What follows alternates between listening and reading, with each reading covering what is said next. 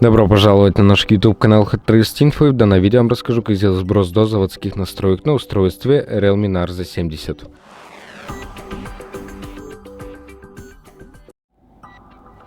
Для этого зайдемте в приложение настройки, выберем пункт система. Тут выберем сбросить настройки телефона, очистить все данные без возможности восстановления. Нажмем очистить все данные, впишем наш пароль, если он у нас есть, и в правом нижнем углу нажмемте удалить. И подождем, пока наше устройство перезагрузится.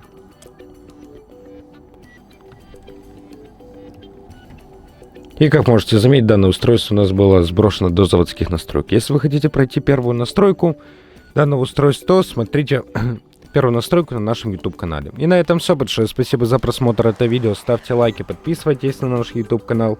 И до новых встреч.